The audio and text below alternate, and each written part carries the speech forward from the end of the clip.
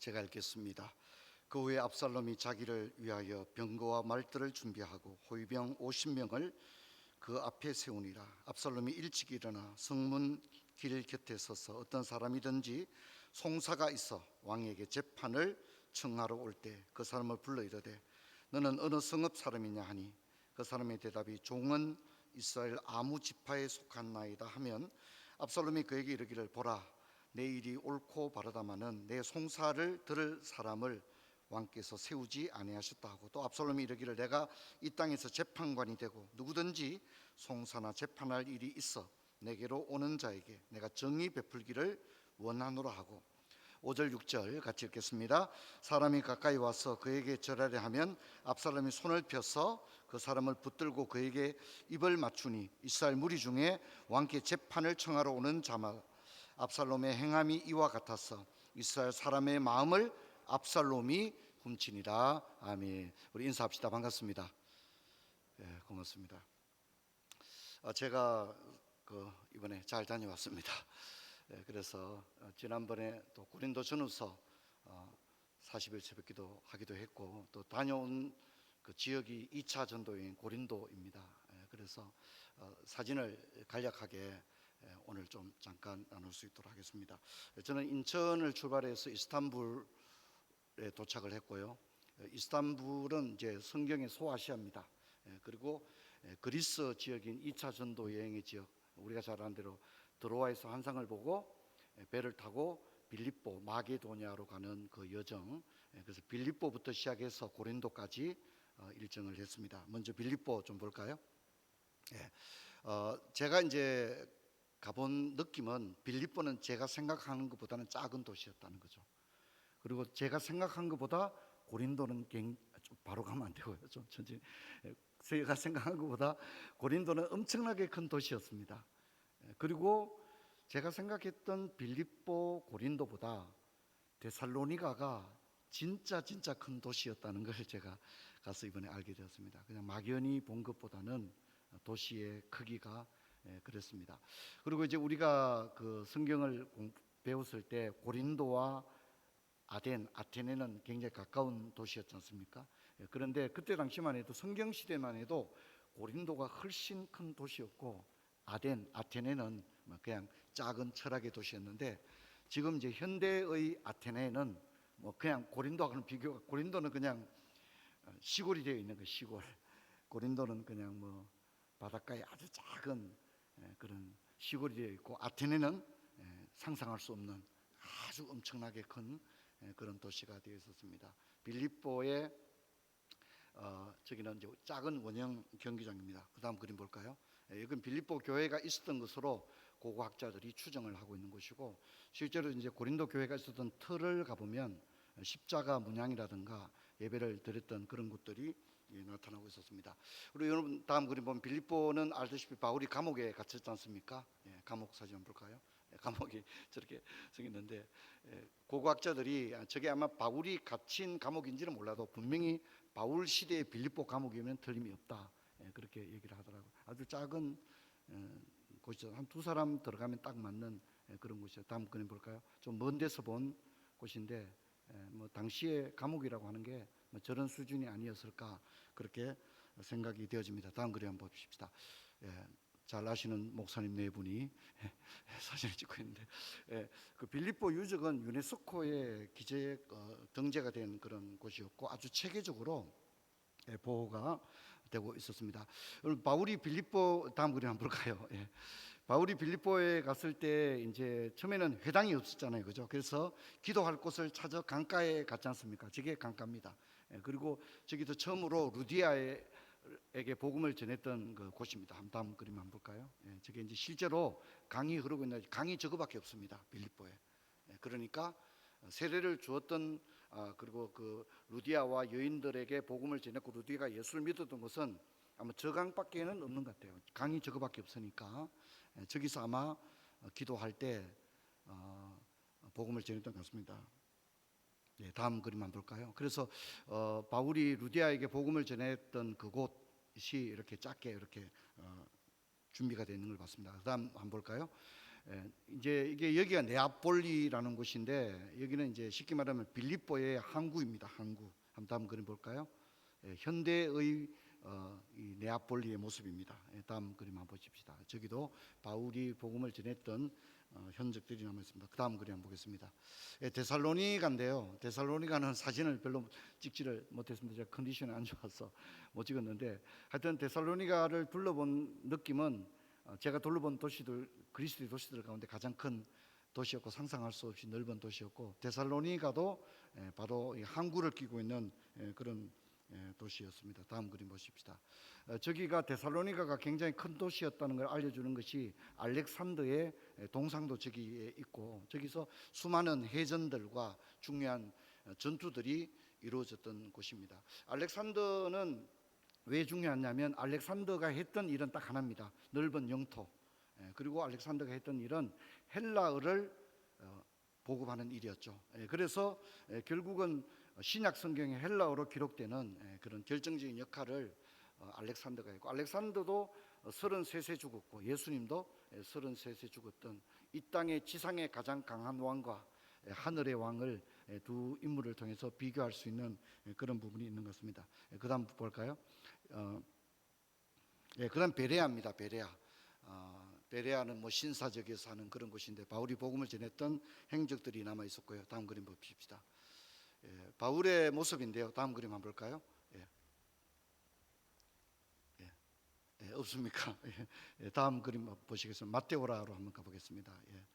뭐 여기는 이제 그리스를 여행하면 가장 많이 가는 곳이고, 그리스에 전 세계에서 관광객들이 가장 많이 오는 메테오라라고 하는 수도원입니다. 산 위에 세워진 수도원인데, 수도원이 저거 하나만 있는 게 한 6개 정도 있다고 하고요. 제가 이번에 가보고 놀란 것은 아토스라고 하는 곳에는 지금도 수도원이 21개나 실제로 있다고 합니다. 근데 저기 마테오라는 일반에게 공개되는 수도원이어서 우리가 올라가서 볼 수가 있지만, 아토스에 있는 21개의 수도원은 사람이 전혀 갈 수 없는 폐쇄된 그런 수도원이고, 거기는 수천 명의 수사들이 지금도 수도 생활을 하고 있다, 이제 그렇게 얘기를 했습니다. 다음 한번 그림 볼까요?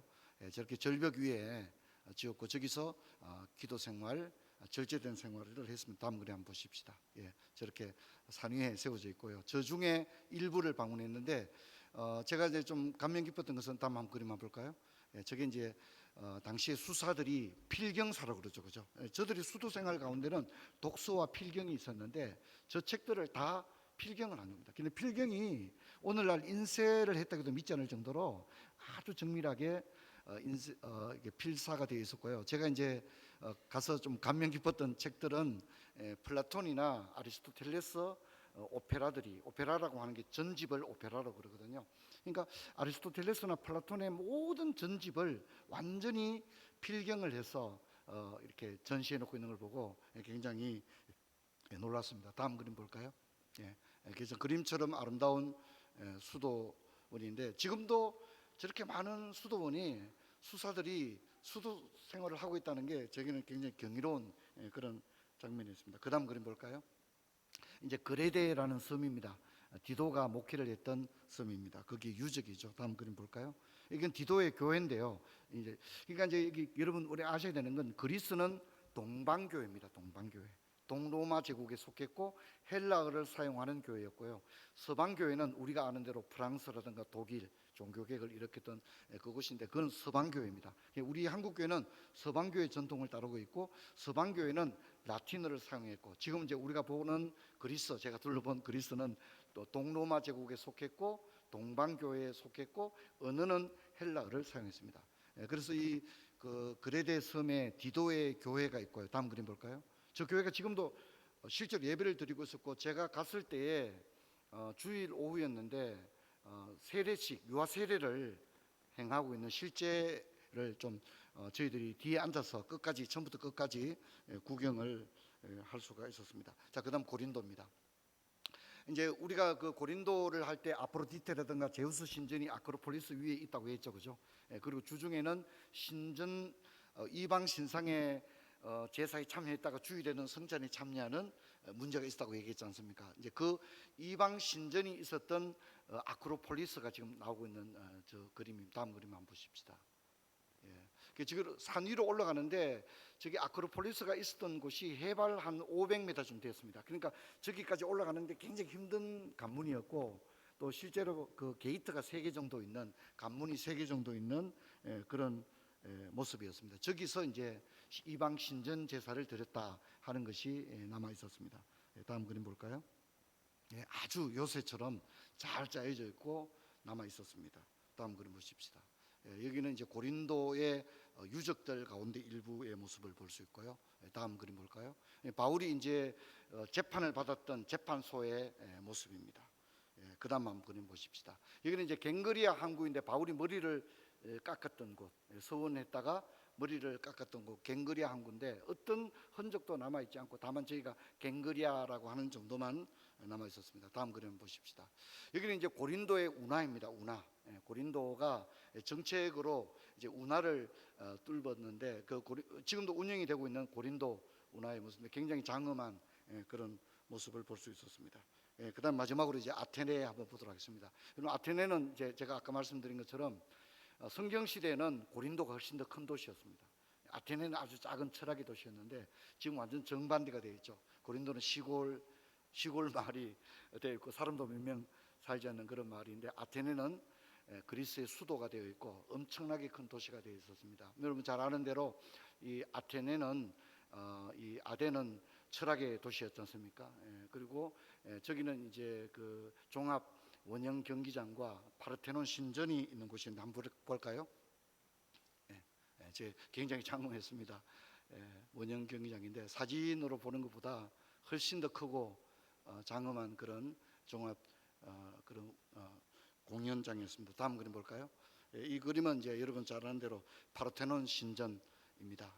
그러니까 아테네가 그만큼 많은 우상들을 섬겼던 것이고, 이제 아래 저 파르테논 신전 밑에 우리가 바울이 설교했던 아레오바고 광장이 있는데 지금 이제 공사 중이어서 전혀 사진도 찍을 수 없고 들어갈 수도 없는 그런 상황이었습니다. 제가 컨디션이 안 좋아가지고 정신없이 말씀을 드렸습니다. 여러분들과 함께 바울의 사역을 했던 전도 지역, 그래서 이제 바울의 전도 지역은 로마, 그리고 그리스, 그 다음에 터키, 튀르키예, 소아시아 지역 이렇게 나눌 수 있는데, 우리 교회도 언젠가는 한번 이렇게 성경 지역을 탐사할 수 있는 날이 올 수 있게 되기를 주의 이름으로 축원합니다. 제가 이제 이번에 가서 좀 느낀 것은 생각보다 그리스가 굉장히 컸고 사도는 그 길을 다 도보로 걸어가야만 했다는 거죠, 그죠? 그래서 얼마나 고되고 힘들었을까 그런 생각을 했습니다. 저도 좀 그 고통을 함께 좀 경험해 보기 원해서 저도 열심히 부지런히 걸었습니다. 떼앞길 아래서 열심히 걸었는데 참 사도는 얼마나 힘든 길을 걸어갔을까 그런 생각을 했고, 우리 교회가 이번에 5월 새생명 축제 가운데 우리도 복음에 동참하고 복음을 행동하는 그런 은혜가 있기를 주의 이름 축원합니다. 제가 이제 구약 인물 가운데 제가 지난번에 요나단을 살펴봤고 오늘은 압살롬을 살펴보는데 이 두 사람의 공통점이 있습니다. 요나단과 압살롬의 공통점이 뭐냐? 두 사람 다 왕의 아들이다라고 하는 그런 공통점이 있습니다. 두 사람 다 왕의 아들인 거죠. 근데 두 사람의 모습은 완전히 다릅니다. 요나단은 권력욕이 전혀 없었다는 거죠. 그런가 하면 압살롬은 권력욕에 사로잡힌 사람이었다는 겁니다. 그래서 두 사람의 평가와 인생이 완전히 달라지게 되었습니다. 여러분, 우리는 다윗에게 많은 아들이 있음을 알 수 있는데요, 사무엘 3장을 보면 다윗의 아들이 굉장히 많이 나옵니다. 그 중에 맏아들이 암논입니다. 길르앗, 아도니아, 또 많은 아들이 있는데 대표적인 아들 3명을 한번, 다윗의 아들 3명을 한번 보도록 하겠습니다. 먼저 이 암논은 욕망에 사로잡힌 아들이었습니다. 그리고 압살롬은 금방 살펴본 것처럼 권력에 사로잡힌, 또 어떤 의미에서 압살롬은 복수와 분노에 사로잡힌 그런 아들이었습니다. 그리고 솔로몬은 뭐에 사로잡혔다고요? 지혜에 사로잡힌 인생이었다는 겁니다. 그래서 똑같은 아버지에게서 태어난 세 아들이었지만 무엇에 사로잡혔냐가 세 아들의 인생을 완전히 바꾸어 놓게 되어집니다. 여러분, 다윗은 부인이 많았고 또 이복 아들들이 이복 형제들이 있었는데, 이 맏아들 암논은 여러분 잘 아는 대로 이복 누이인 다말을 사랑했죠. 근데 문제는 이 다말이 오빠가 누굽니까? 압살롬이라는 거죠. 그래서 암논은 한때 다말을 사랑했으나 결국 버립니다. 그래서 압살롬이 앙심을 품게 되는데, 이 압살롬이 암논을 죽이겠다, 자기 누이를 욕보인 암논을 죽이겠다, 이렇게 복수의 칼을 가는데 그냥 바로 그런 저의를 드러내지 않습니다. 전혀 어떤 그 분노를 감춥니다. 얼마나 분노를 감추느냐면 2년 동안이나 완전히 분노를 감추고 살아갑니다. 그래서 사람들에게 어떤 긴장감이 흐트러졌을 때 그때 이제 복수를 하게 되는 모습을 볼 수 있습니다. 그래서 왕의 경계심을 풀기 위해서 2년을 기다린 끝에 양털을 깎는 축제에 형제들을 다 초대합니다. 물론 암논도 초대합니다. 그리고 암논이 이 자리에서 피살되게 되는 겁니다. 그런데 문제는 뭐냐면 다윗은 이런 암논도 징계하지 않고 또 암논을 죽인 아들 압살롬도 징계하지 않는다는 겁니다. 여기 다윗은 방관자의 아버지의 모습을 보여주고 있습니다. 아버지가 당연히 채찍을 들든지 매를 들든지 일벌백계를 해야 되는데 암논에 대해서도 압살롬에 대해서도 아버지는 노 코멘트 하는 거죠. 여러분, 이것이 다윗 가정의 불행을 불러오게 되어집니다. 그리고 오히려 살인자인 압살롬을 예루살렘으로 불러들이는 모습을 볼 수 있습니다. 그리고 오늘 읽은 본문을 보면 압살롬이 백성들의 환심을 삽니다. 백성들이 왕에게 재판받으러 올 때 중간에 가로채는 거죠. 그죠? 나한테 얘기해라. 그리고 백성의 입을 맞춥니다. 그리고 너에게 좋은 판결을 내가 해주겠다, 이런 식으로 얘기하니까 다윗 왕에 대한 그 백성들의 사랑이 누구에게로 옮겨가는 거죠? 압살롬에게로 다 옮겨가게 되어졌습니다. 여러분, 우리가 성경을 보면 이 실패한 인생이 두 사람이 있죠. 실패한 왕, 대표적인 사람이 사울 왕이고 압살롬입니다. 근데 사울 왕과 압살롬의 공통점이 있습니다. 공통점이 뭐냐면 두 사람 다 풍성한 머릿결을 자랑했다는 겁니다. 그리고 특히 사울은 키가 컸습니다. 키. 그래서 뭐라 하죠? 백성들보다 어깨 위는 더 컸다, 그렇게 얘기합니다. 그 다음에 이 압살롬도 압살롬의 그 외모를 묘사하는 걸 보면 풍성한 머릿결이었다, 이렇게 얘기합니다. 그래서 한 번씩 머리를 깎는데 머리를 이렇게 깎았는데 그 머리카락이 얼마나 무겁고 많았으면 무게를 잴 정도로 그랬다는 거죠. 중요한 얘기는 뭐냐면 이 사울이나 압살롬이 뭡니까? 이스라엘에서 가장 잘생긴 남자들이었다는 거죠. 가장 외모를 자랑할 만한 멋진 남자들이었다는 겁니다. 하지만 여러분, 우리는 이들의 종말을 성경을 통해서 보게 됩니다. 여러분, 이렇게 압살롬이 왕의 그 신임을 백성들로부터 가로채지 않습니까? 그리고 나중에는 민심이 어떻게 됩니까? 다윗에게서 압살롬에게로 완전히 넘어가게 되고, 이제 다윗은 그 사실을 눈치채고 난 다음에 어떻게 합니까? 스스로 도망을 갈 수밖에 없는 그런 상황이 되어집니다. 그리고 압살롬은 아버지를 폐위시키고 스스로 왕이 되어집니다. 자, 그런데 여러분, 이제 여기서 우리가 이 사무엘 하를 읽으면서 이런 장면이 나옵니다. 다윗이 폐위되고 그의 아들 압살롬의 시대가 오니까 어떻게 됩니까? 변절자가 생기다라는 거죠. 변절자가 나오더라는 겁니다. 그렇게 다윗 아래서 은혜를 입고 살아가던 사람들이 이제 다윗의 시대는 끝났어, 다윗은 다시 복귀하기 어려워, 이제 다윗 카드를 버려버리는 겁니다. 그런 사람이 나오는데 대표적인 사람이 바로 요나단의 아들이었던 머비보셋의 그 종이 있었습니다. 그게 시바라는 종이 있었습니다. 그런데 이 머비보셋의 종이 어떻게 합니까? 다윗을 배반하고 압살롬에게로 딱 이렇게 아부를 하게 되고 거기에 붙게 되죠. 그 일로 인해서 나중에 다윗이 복귀했을 때 머비보셋과의 관계도 좋지 않게 되어지는 그런 모습을 볼 수 있습니다. 그 외에도 다윗이 힘이 있을 때는 말 한마디 못하다가 다윗이 맨발로 예루살렘을 떠나게 될 때 다윗을 저주하는 사람들이 나오죠. 누굽니까? 시므이 같은 사람이 왕을 저주하는 겁니다. 그리고 아히도벨과 같은 뛰어난 책략가는 오히려 압살롬에게 최고의 전략을 제공하는 것을 볼 수가 있습니다. 자, 그런데 문제는 세상에 변절자만 있는 건 아니라는 걸 성경이 보여준다는 게 중요한 겁니다. 이건 이제 주일학교 성경 퀴즈에 나와야 될 문제인 거죠, 그죠?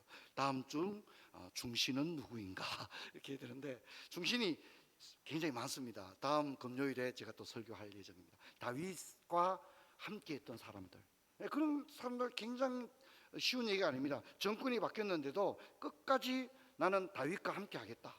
어떤 불이익을 당하더라도 내 마음의 왕은 다윗이다. 그 쉬운 얘기가 아니잖아요. 근데 그런 사람 중에 누가 있냐면 이때가 있습니다. 이 사람은 이스라엘 사람도 아닌 가드 사람입니다. 이때는 다윗이 도망을 가는데 다윗 왕의 호위 군대가 되겠다고 얘기합니다. 유다 지파도 아니고, 그렇죠, 그죠? 블레셋의 한 부류였던 이때 가드 사람 이때가 오히려 다윗의 인품과 그 됨됨이를 알고 나도 당신과 함께 하고 싶다. 이스라엘 사람도 다윗을 도와주려 하지 않는데 이때라고 하는 사람은 시대의 인물을 알아봤던 거죠. 할렐루야. 이게 굉장히 중요한 얘기입니다. 그래서 이때가 다윗을 나는 당신을 돕고 싶다고 그렇게 이야기. 도망가는 폐위된 왕과 고락을 함께 하겠다. 여러분 쉬운 얘기입니까? 어려운 얘기입니까? 반응이 별로 없군요. 굉장히 어려운 얘기거든요. 어려운 얘기거든요. 제가 안경을 이번에 가서 해먹었습니다. 그래서 이제 안경을 오늘 급히 맞췄는데 지금 있는 안경은 멍텅 안경입니다. 그래서 여기밖에 보이지가 않고 여러분의 얼굴을 도무지 볼 수가 없습니다. 정식 안경알이 돌아올 때까지 그때 여러분 얼굴을 볼 수가 없습니다. 자, 그리고 후세라는 사람이 있었습니다. 이 후세라는 사람도 다윗 편에서 일합니다. 근데 후세는요 압살롬에 매우 총애받는 신하였어요. 근데 그 다윗을 연모하고 있다는 사실이 알려지면 이새는 한 칼에 어떻게 됩니까? 죽습니다. 어떤 의미에서 이중첩자죠 이때는. 근데 이제 다윗이 그럽니다. 압살롬에게 가서 충성을 해라 그렇게 얘기합니다. 그때 이때 후세가 그렇게 얘기합니다. 후세가 다윗 왕을 따르겠다 그러니까 다윗 왕이 그러지 말고 너는 압살롬 왕에게 충성을 해라. 그러니까 제가 압살롬 왕에게 갈 것이지만 나에게 왕은 다윗입니다. 그렇게. 그러니까 굉장한 담력을 가진 그런 사람이죠. 그래서 이 후세가 결정적인 역할을 합니다. 나중에 그런 사람이 있기 때문에 다윗이 다시 살아날 수 있습니다. 성도 여러분 저를 보십시다. 잘 안 보이지만 저를 보십시다. 여러분 우리가 절망적이고 맨발로 쫓겨가도 다시 살아나기 위해서는 하나님께서 어떤 사람을 통해서라도 반드시 역사하시는 줄로 믿습니다. 할렐루야. 여러분 이걸 잊지 말아야 됩니다. 그리고 또 그런 한 사람을 제가 다음 주 금요 홀파에 이런 거 나누러 갑니다. 정권이 바뀌는 시점에 변절자와 충신들이 등장했습니다. 그리고 이 아들 압살롬은 잔혹한 아들의 모습을 보여주는데 아버지의 후궁들을 욕보입니다. 압살롬은 잔혹하게 백주대낮에 고관 백작들이 보는 앞에서 아버지의 후궁들을 욕보이고 있습니다. 자, 여러분 이제 마지막인데요. 압살롬이 어떻게 되는지 잘 알죠. 압살롬이 죽습니다. 근데 죽는데 엉뚱하게 죽는다는 거죠. 사실 죽을 일이 없어요. 그리고 이 아버지와 아들이 일대 전쟁을 벌이거든요. 다윗 군대와 압살롬 군대가 전투를 벌이는데 뭐 규모는 비교가 안 돼요. 압살롬이 엄청나게 많은 군대예요. 다윗은 소수의 군대예요. 근데 아버지와 아들이 일전을 벌입니다. 전투를 벌이게 되는데 문제는 여러분 압살롬에게는 최고의 책략가들이 있었습니다. 그리고 최고의 군대들이 있었어요. 그런데 문제는 여러분 사람이 안 되려고 그러면 어떻게 됩니까? 눈이 어두워지게 되는 거예요. 눈이 어두워지게 되는 거예요. 여러 참모들이 있는데 누구의 군사 전략을 채택할 것인가? 답은 나와 있어요. 가장 지혜로운 사람은 누구죠? 아히도벨이에요. 이 압살롬이 이기기 위해서는 아히도벨의 이 전투 방법을 채택해야 되는데 그만 그 순간에 압살롬의 눈이 어떻게 해요?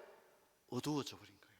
최고의 책략가인 아히도벨의 군사 작전을 이렇게 폐기해버리고 다른 군사 작전을 채택해야 되는데, 그때 아히도벨은 스스로 목숨을 끊죠. 왜냐하면 이미 끝난 거니까. 그걸 압살롬이 알아보지 못한 거죠.